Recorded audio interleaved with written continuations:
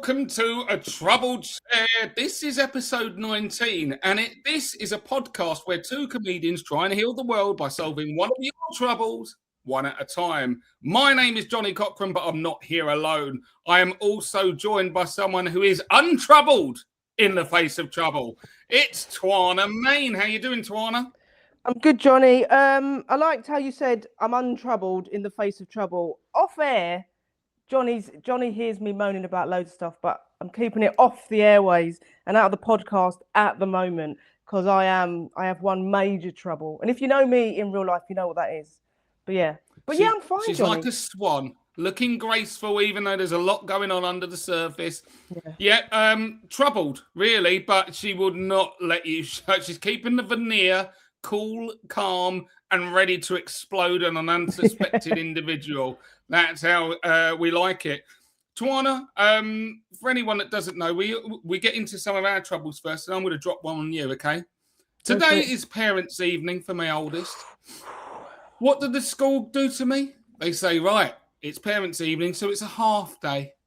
What are you talking about, guys? You know, I've got podcasts to record about helping other people's troubles. Do you know what I mean? You've created a trouble for me by now my oldest son is downstairs, probably not burning the house down, probably watching some of his cartoons, but we don't know. And that's the school doing that because there's a parent function. Do you think that's acceptable in this day and age for teachers to be palming the kids back onto their parents? And then he has to come back into school with. Is he going to go to parents' evening with you this evening? I'm not bringing him in there. No. Yeah, because I remember at secondary school you'd be in parents' evening with your parents. You'd have to go and introduce your parents to teachers, and then when it was my parents' evening, I never used to sit with my mum. I'd be like, you just go, look, they're going to say, what they're going to say is true. I have not been a great student, but what can I say? I've blossomed now as an adult. So, but yeah, I think a whole full day is, you don't know, how old is he? 6 or 7? They don't need to He's plan 6, they don't need a half afternoon off. It's just a talk scandal, about 36-year-olds.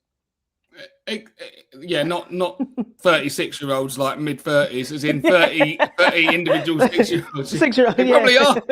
I'm probably talking about 36-year-olds like their life and times of their own lives. But I agree. At least when the kids aren't around, it allows you to control and shape the narrative. Like Comical Ali as Iraq being attacked, and he's creating a larger-than-life narrative. We can do that. We go home and go, oh, that was a bad report. Really bad report. Yeah. You need to be on your best behaviour. Does he understand what parents' evening is? Does he understand? Do you know, like when you're at secondary school, you're like, oh my God, parents' evening, shit. But I'm sure he's just like, cool. Like he's not like bothered by it, right? No, I'd say he certainly understands it. And in many ways, he probably cares more about it now than he will do when you're a teenager. You can say, oh, yeah, people don't give a monkeys. Like, all right, mate, that teacher's a mug. That one's a muppet. Yeah, he's got a problem with me, so he's going to say that. She don't like me either. At 6, they're like, oh, my God, please tell my parents that I listen, you know. So, the cards are in our deck, but unfortunately, in the short term, we have to suffer with children at home in the daytime during school terms. It's a scandal. That's my trouble. Not necessarily a direct way to fix it, but there's a silver lining which has been laid out. It's a gripe. Sorry to hear that. Thoughts and prayers, Johnny, etc., etc. Exactly. I knew you would be caring about this one, so that's good. Should we jump in? Because it's not just about us trying it. It's about us healing the world by solving one of their troubles one at a time. Just to flag it up, housekeeping as well. If you do want to we've had people even ask, if you want to get your own troubles in there, get us on our socials. Just message it over. It can remain anonymous. At Johnny Cochrane, that's on Instagram, or Blue Sky I'm on. Or at Twayna Mayne. Definitely you're on Instagram, aren't you, Twayna? Yes. Any of the others? MySpace. MySpace. United. Get her on MySpace. That's where she will respond for sure. Yeah. Right, let's jump into some real troubles then, shall we? Here we go. My friend with benefits dumped me because his new girlfriend was jealous of me, then expected to pick up with me when they split. When I said no, he told me our friendship was over. I feel really hurt. I'm 26 and he's 27. We met at university and had a brief relationship before deciding to just be mates. However, we ended up in bed a number of times and agreed to be friends with benefits. It suited us both. Last year, he met a woman he said he'd really fallen for. I was happy for him, but his new girlfriend was incredibly jealous of me.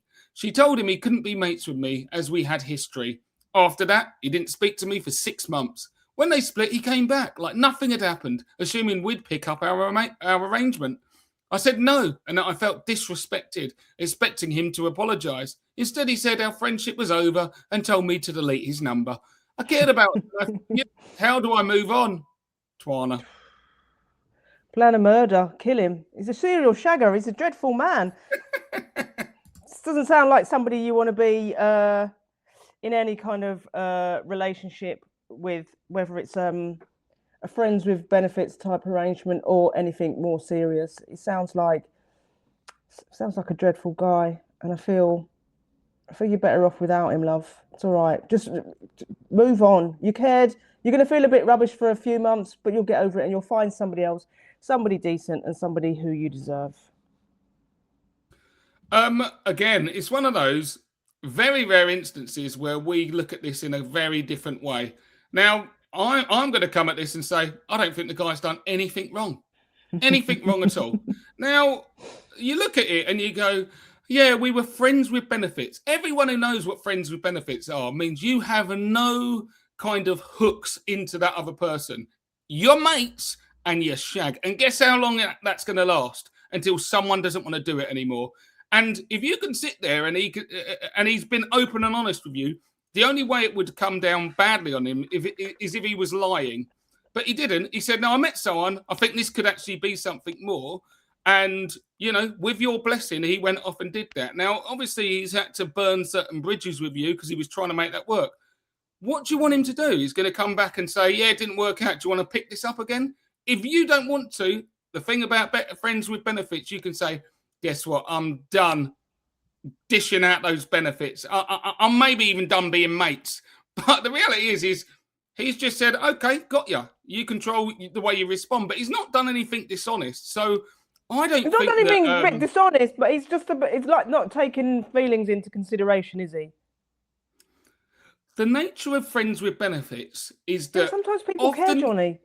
Exactly. Someone can often develop feelings. We know that we're all humans, but the reality is that's not the agreement. Because you've developed feelings and they haven't, you can't start projecting them onto someone and say, you made me feel like, yeah, but we agreed that this was only friends with benefits and it was just bunk ups. And then all of a sudden you're feeling used. And he's gone cold fish. He's gone like, so like he only deleted her number. It's only just he only deleted her number because she has basically said, you know, I feel disrespected, apologise, and she's kicked off. So he's gone, all right then. He didn't delete a number before that, clearly, because he called her up and went, do you want another bank? You know what I mean? But I don't think this is one of those where it's not nice for the person writing in here, of course. It's not nice, and you do feel, but it's not like he's a bad guy, because this is sometimes it's just adult relationships, adult, you know, dynamics. And you got into it. If you couldn't handle it because you were developing feelings, you should have stopped the bus. I'm ready to get off. But you can't do it and go, oh no, and then get annoyed that he doesn't react the way that you want him to. He's actually continued meeting the mark of what your arrangement was, whereas you are the one that expects something slightly different. So I know he might have handled it with a slightly more grace, but he's not actually done anything wrong. And if it's you that feels like you expect more out of that kind of dynamic, then it's you who needed to illustrate that and express that to him a bit more.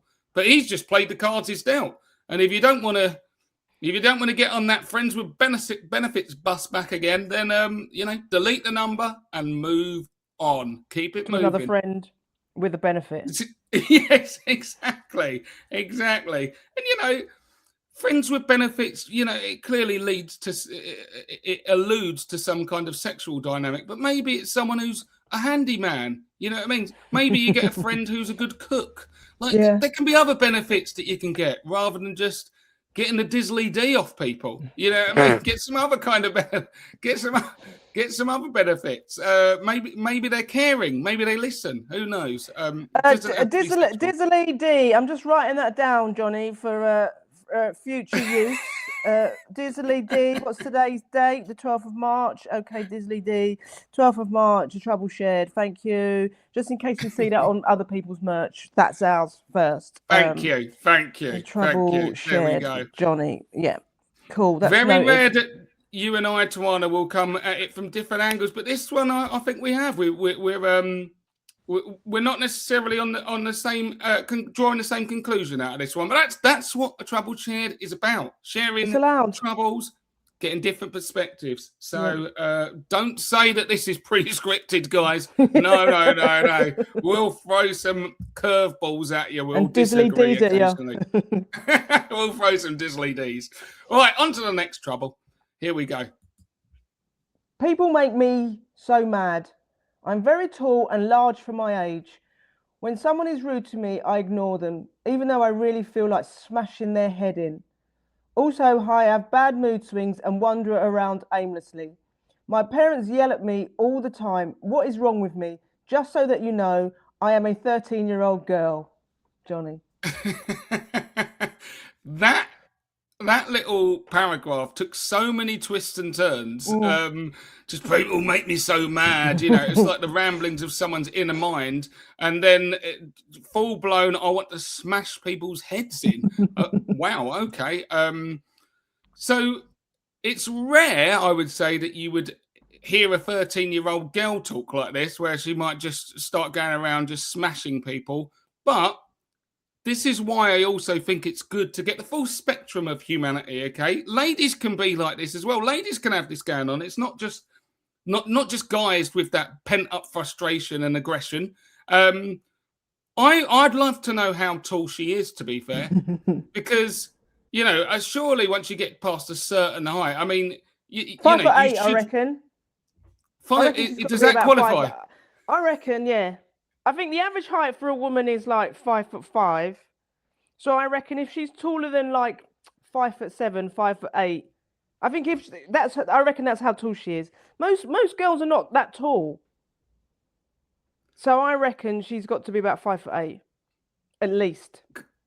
Because I had like, you know, visions of like some WNBA player walking around muttering to herself, you know, just shadow boxing in the school playground. I wish someone would talk to me. But no, you're just talking about a 5'8" person, wandering around at 13 years old. First of all, her parents yell at me all the time. That's nothing, you know, that means that you're living in a normal situation. 13-year-old boys or girls, you're getting your parents shout at you. That's kind of the way it is. By the sounds of your little paragraph, they've probably got a couple of reasons to shout at you, maybe. You know, you don't seem like the most accessible person in the world. But your overall question is, what is wrong with me? And I'm here to tell you, absolutely nothing. Nothing wrong with you. You're going through a period of your life, a stage of your life where you're starting to know yourself. You're growing into your 5'8" body. You'll probably end up being about 5'11" by the sounds of it. Exactly. And do you know what? Do you know what you're going to grow into? A person who wanders around, still wanting to smash people's head in, but having the adult social skills to be able to put a fake smile on and go to work every day. And that's unfortunately the sad part of it. It's some of this stuff will never go away, but you'll just learn to deal with it better. But there's absolutely nothing wrong with you. You're going through a phase, and things will get easier. Anything from you on that one, Twayna? I like the bit. I have bad mood swings and wander around aimlessly. That's like anybody. That's like most people. Everyone's doing that at least once a week. This young person, they've hit puberty. That's what that is. You're a teenager. You've hit puberty. Your hormones have kicked in. Your parents are arseholes, but they also feed and house you. You sound like you're no longer a child. You're developing into a young woman. Your body's changing. Your legs seem to be longer than maybe your friends. So you're not quite sure how to manage it. But I say carry on being angry with everybody and wanting to smash people's heads in. Because like me, you can grow up and just live an adult life and have those feelings and manage your life just being low-level angry. It's brilliant. There's a lot going on in the world for people like us. You can get there. I'm just not that tall. I'm only about 5'5". So I'm a smaller ball of rage. But yeah. More concentrated, more intense rage. Lower level. But yeah, absolutely. And, even on your parents, I don't know the ins and outs of that dynamic, but there's certainly no alarm flags, emergency, no red flags on that they're yelling at you when you're a 13-year-old full of teenage angst.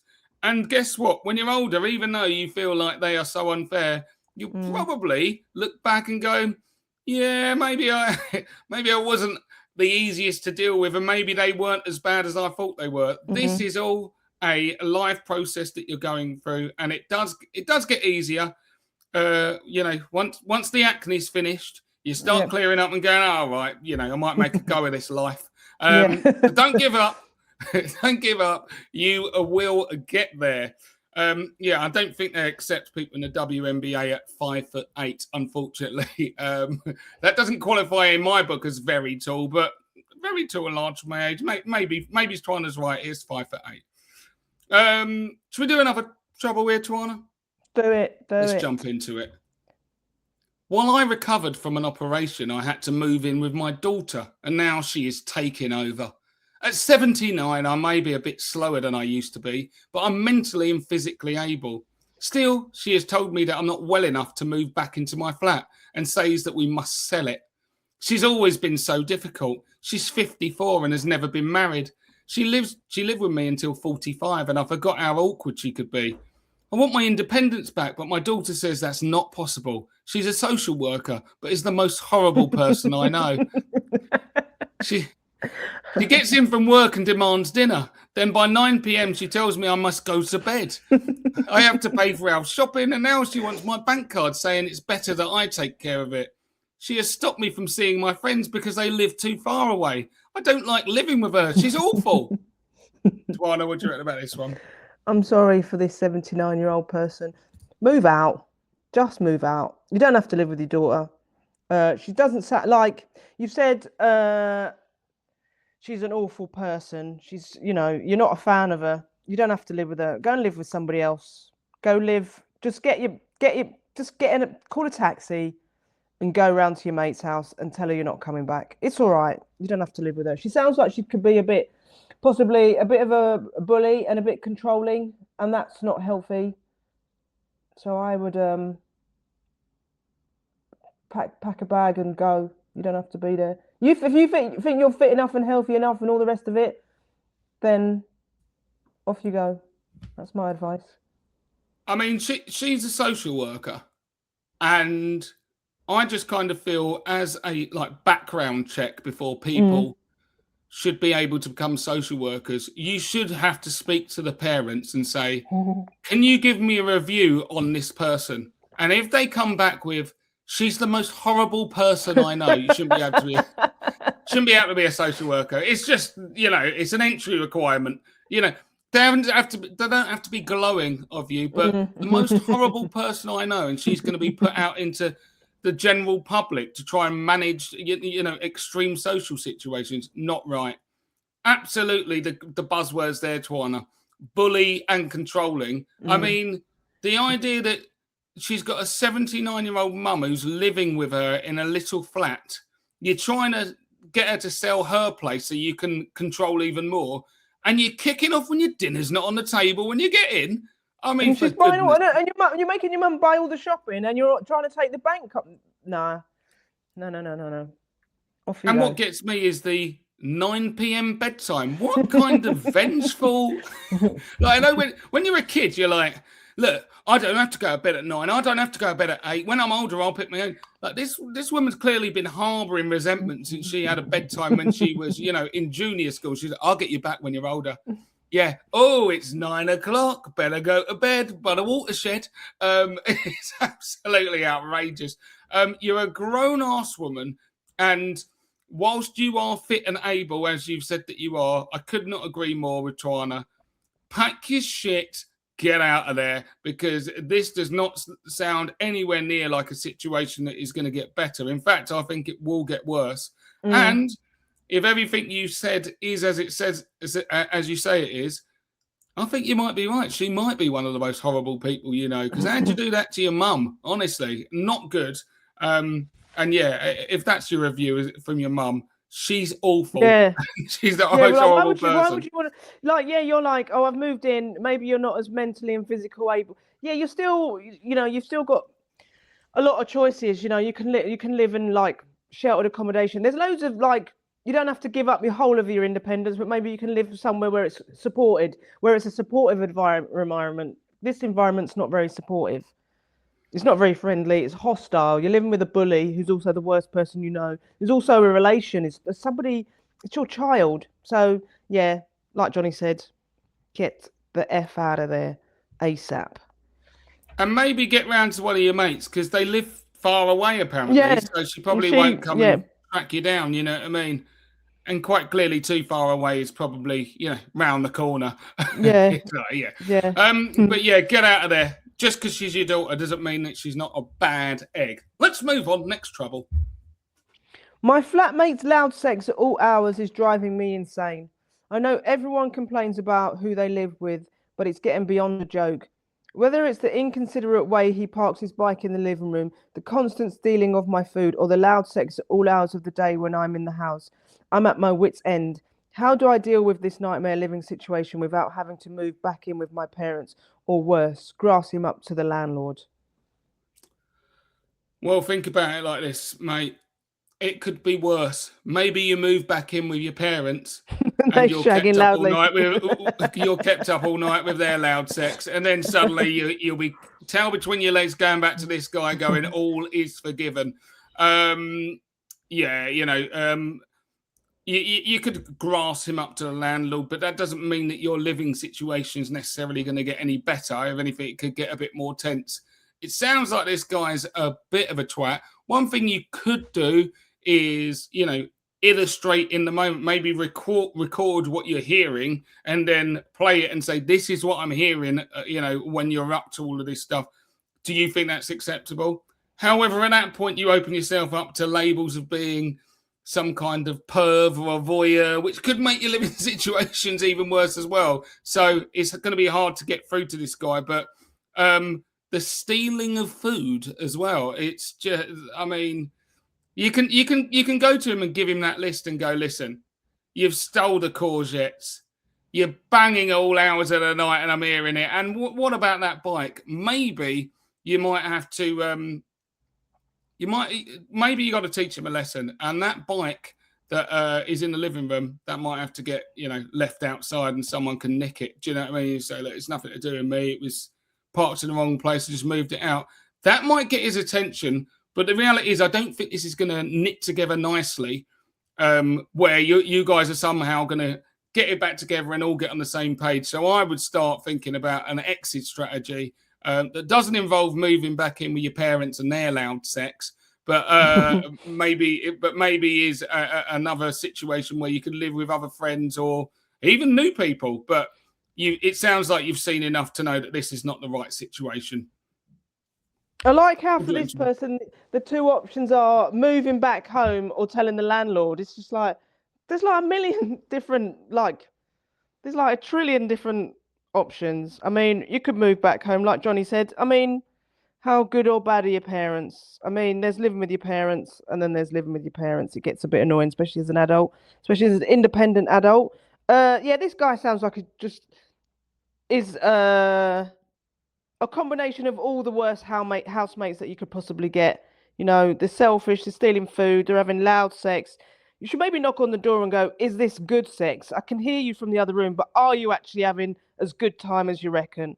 Because me and my mates, I've got a few people around, we just think this is just all noise. We don't actually think anyone's having a great time. And then, excuse me, miss, what are your opinions on this? Is this as good as the noise that he's making? Do you know what I mean? It's just like, make it awkward. You're feeling awkward, but you know, I think this is when a survey is important. Just take some feedback, give some feedback and go, look, maybe less noise. I don't know. Maybe just stand there and watch and go, is that your technique? All right. Do you know what I mean? It's just don't, I think he'll soon, maybe he can do that while sitting on his bike in the bedroom. It's just like, there's a lot you can do here. I don't think, don't worry about moving back in with mum and dad just yet. You could tell the landlord that this person is a bit of a dickhead, but maybe that's not in the tenancy agreement, all of this kind of stuff. It's for you to resolve. So yeah, I would just make this situation awkward, but also look on like spareroom.com and maybe move out.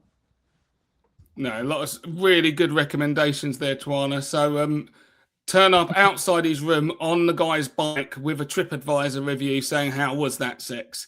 Okay, yeah. No, I agree. The only other thing you could do as well about being petty is, and I've known about this happening in real life, where someone's been too loud having sex, and then the person who's being annoyed by it goes in their own room, maybe with a friend, and then imitates sex noises to play kind of sex noise tennis throughout the house. You know what I mean? See who can be as loud and insane, smacking on the walls, all of that stuff.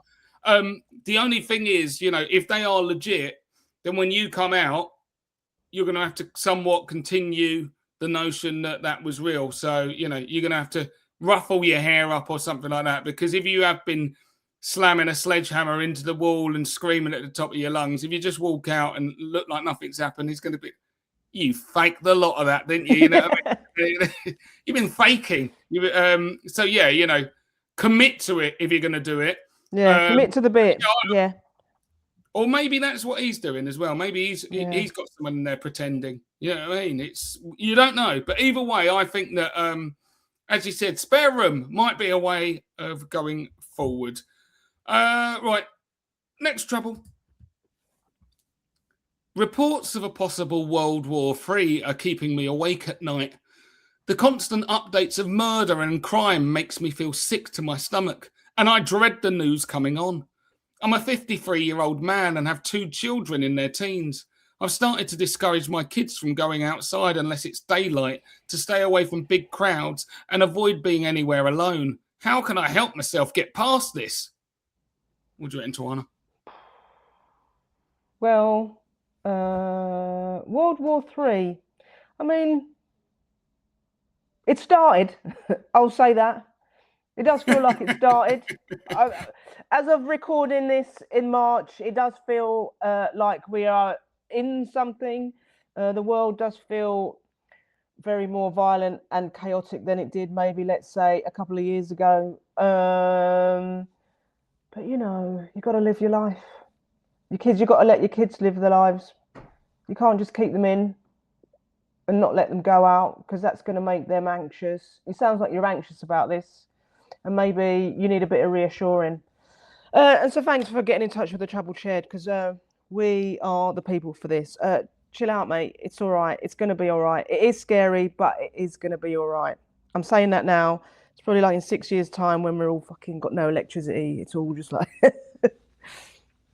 Armageddon has happened, and I'm like, okay, I called it wrong.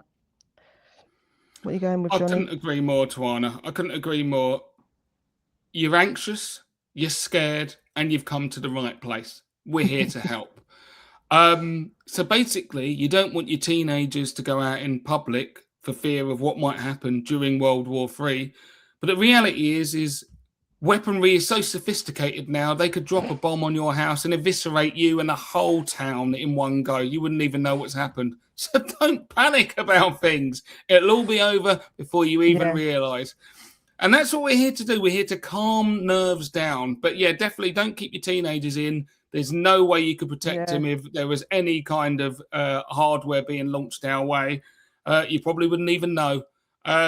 So just try and relax, because it might be here, but there's just as big a threats of ecological collapse and AI as well, which is gaining sentiency and potentially armaments that it might be attached to as well. So we'll be fighting robots in the future. But don't worry about World War III, because you've got, other things to think about anyway. And I think that's it, really, isn't it?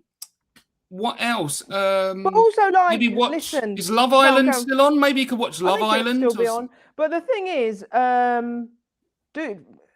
You'll get annoyed with your kids in after a couple of weeks. If you're going to keep your kids in, they'll be like, I've had enough of this. But please, somebody drop a bomb on the house. These kids are doing my head in. So let them out. You know, stranger danger and all that. Teach them that, but send them on their way and tell them to come back before it gets dark. Anyway, but yeah, don't be overcautious.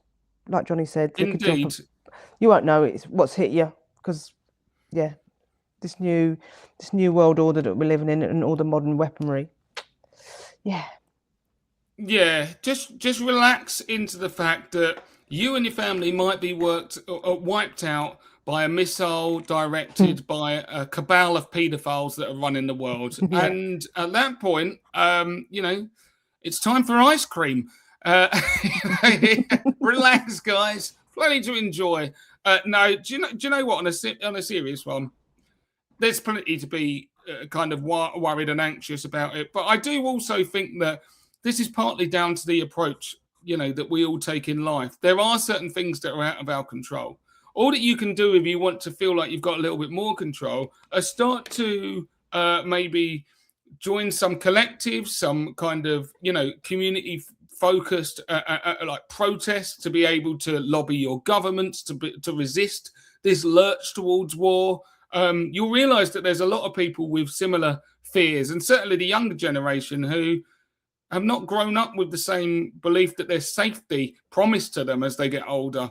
So understand that you're not alone, but ultimately there is somewhat a comfort in the fact that you can't do anything in the short term, but you might end up feeling like you've got more control by uniting with other like-minded individuals, realizing how many of you there are, and that giving you belief that you can help shape a future that is more peaceful and prosperous for us all.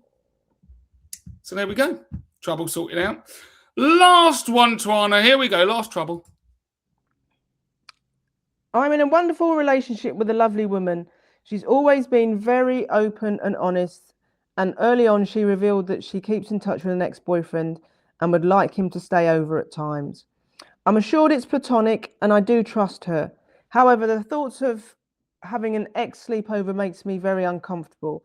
I expressed my worries a couple of years ago when the subject was first raised, and we agreed to put it on the back burner. Now, much to my dismay, she's making plans to invite her ex over for a few days later in the year.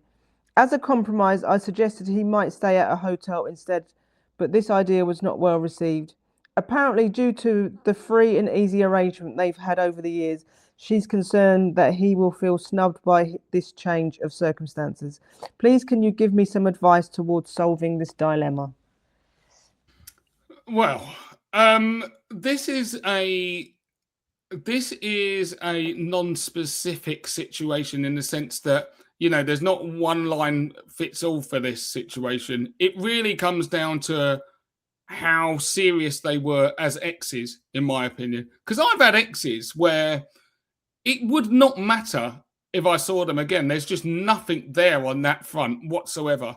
And some of them I am like really good friends with, and I've been friends with them longer than I've been, you know, had anything extra with them. And certainly as you're younger, you have loads of situationships, friends with benefits, all sorts of things. You wouldn't even necessarily call them an ex. You've just maybe had sex or whatever. But certainly not something where, you know, you were wildly emotionally intertwined with them and whatever else. So it's important to work out what level of relationship they had. I don't think that just because they got it on one night, that should exclude them from being able to stay under the same roof at any point because you think they're going to rip each other's clothes off.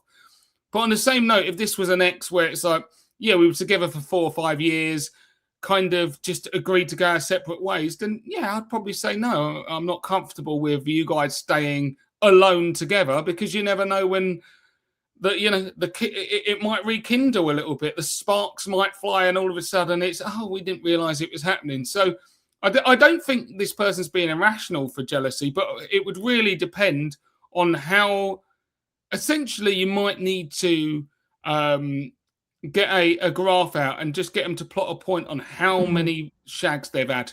You know, I mean, if it's one, you can probably go, right, okay, you're in a safe zone. Once you start going past, you know, you're into double figures, go, yeah, I'm going to need that I'm going to need your ex staying in a Lenny Henry for the night because he is not staying here with you. You know what I mean? Get that nice bed linen that Lenny's always talking about. He's not staying here if you want to stay going out with me. That's kind of how I would do it, even though, you know, the thing is they've said, oh, it's platonic and you know, do you trust me? And it always gets put on you. But the reality is it's a lot for people to take on board and trust someone with if it was a serious relationship. So that would kind of be my metrics for advice there, Twayna. What say you? I'm in agreement with you, to be honest, Johnny. I think like this guy is like, I trust her. She's been honest, and she's been honest about sort of. But I also think that she needs to be. There's give and take in a relationship, and actually, there's a point where you're like, yeah, this person. I've had a relationship with this person. We've had feelings for each other. Now it's platonic, but actually, you have to, in a way, protect the relationship that you're in, and actually, the relationship that you're in. Somebody in that relationship is feeling slightly vulnerable because you're like just going, yeah, but yeah, we're just mates. It's fine. But actually, I think you have to turn and go, yeah, we are mates and it's just fine. But actually, I need to put this relationship is really as important as the past one was previously. But actually, I need to protect this relationship. So I think for her, she needs to be like, actually, I can.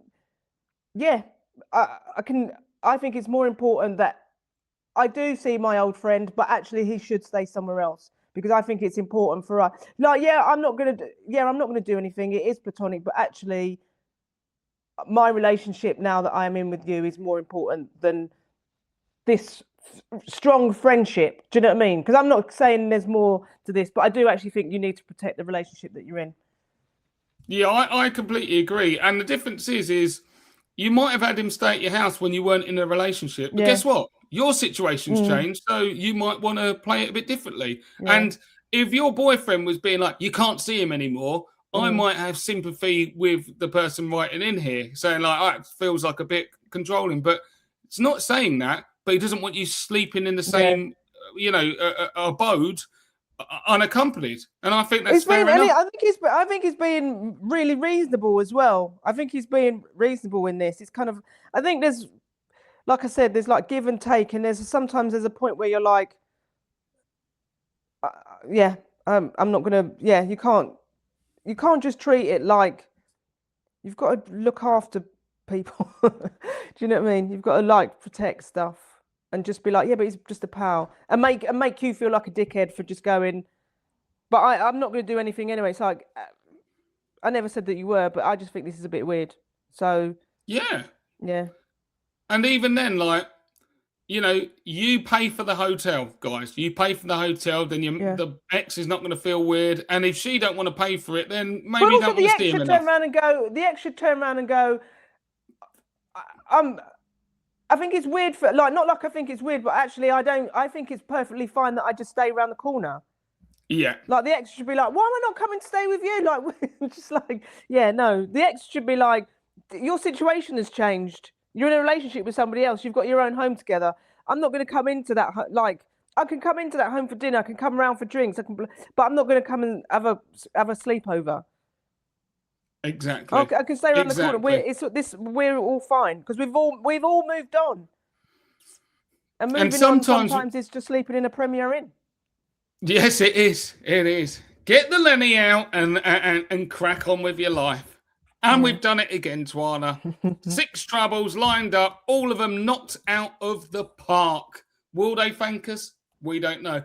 Send your messages in. If you're listening to this and you've enjoyed yourself, please do keep listening. New episodes out every Tuesday at 9 a.m. But let other people know about it. Talk about a pod.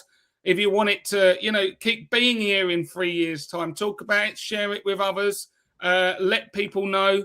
And yeah, we would be very much thankful for your support on that matter.